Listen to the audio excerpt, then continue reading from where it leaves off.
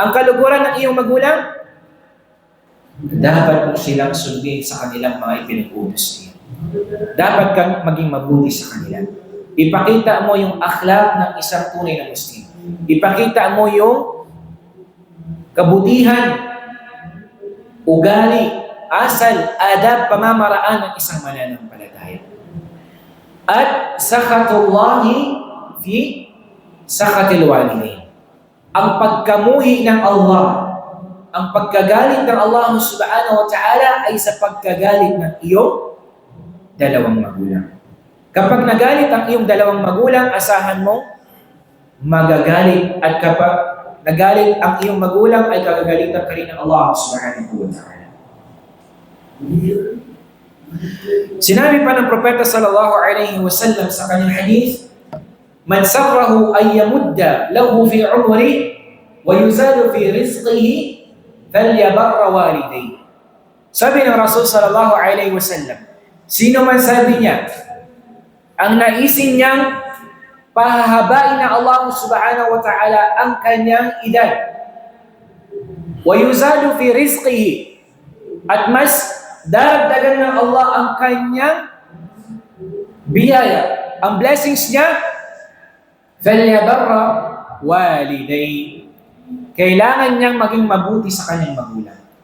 Birrul walidain sababun fi ital al-umr wa fi ziyadati fi ar-rizqi wan ni'mah. Ang pagiging mabuti sa magulang ay dahilan ng paghaba ng buhay ng isang mananampalataya at additional o dagdag, multiply na gantimpala na makakamtan mo sa Allah subhanahu wa ta'ala. Merong tatlong kalalakihan. Sila ay naglakbay at sila ay nagpahinga at natulog sa isang kuweba.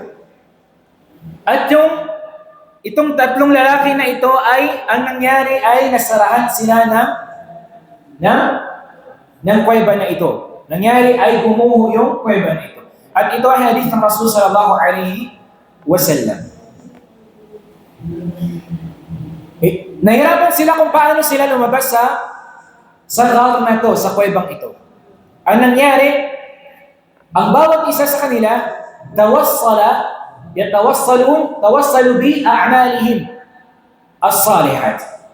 Ang ginawa nila para sila ay makaligtas doon sa kuwebang iyon at makalabas, ang ginawa nila, sinabi nila sa Allah subhanahu wa ta'ala kung ano yung kabutihan na nagawa nila before pa sila makapasok doon sa kuwebang iyon. At kabilang doon yung isang lalaki na sinabi niya, Ya Allah, sabi niya, before sabi niya ako makapasok dito, ay naging mabuti ako sa iyong magulang. Naging mabuti ako sa aking magulang. Nagkikhidma ako sa kanila. Nagsiservisyo ako sa kanila. Nag-aayon ako sa kanila ng anumang kanilang pangangailangan. Nagbibigay ako ng tulong sa kanila. Ya Allah, sabi niya, kung ito sabi niya ay iyong tinanggap, kung ito ay naging ikhlas sa iyo, Ya Allah, tanggapin mo ito at gawin mo itong dahilan para kami ay makaligtas dito saan? Sa kuwebang ito. Wahada dua, yung dua na iyan ay tinanggap, istujiba lahu. Tinanggap ng Allah subhanahu wa ta'ala hanggang sa yung gumuhong mga lupa o bato doon sa kanilang daanan, ito ay natanggal at naalis. Ito ay dalil, mga kapatid, sa pananampalatayang Islam, katibayan na pwede tayo magtawassul o pwede tayo mag-isti'an, humingi ng tulong sa Allah sa pamamagitan ng ating mga gawaing salihat. Kung ikaw ay may mga problema, sabihin mo sa Allah, Ya Allah, ako ay nagtayo ng pagdarasal. Ya Allah, nagbibigay ako ng zakat. Ya Allah, naging mabuti ako sa aking mga magulang. Ya Allah, naging mabuti ako sa aking mga kaibigan. Ya Allah, kung naging mabuti ito, kung ito ay tinanggap mo, Ya Allah, iligtas mo nawa ako sa anumang mga pagsubok. Ya Allah, Ya Allah, hilingin mo sa Allah na malutas ang iyong mga problema. Insyaallah ta'ala, ito ay didingin sa iyo ng Allah subhanahu wa ta'ala kung kanya ito nanaisin. Mga kapatid sa pananampalatayang Islam, yung bahay ng iyong magulang, samantalahin mo. Bakit? Ito yung bahay na kahit anong oras, kahit hating gabi, pwede kang pumunta sa kanila. 24 hours na, 24 oras, o sabihin natin 24/7 open. Kahit anong oras, pwede kang pumunta doon, bumisita sa kanila. Kung kailangan mo ng tulong, insyaallah ta'ala, tutulungan ka ng iyong magulang. Iiwan ka na ng iyong mga kaibigan, ng ibang mga tao, pero yung nanay mo, hindi ka iiwan sa anumang mga hinaharap mo sa iyong buhay.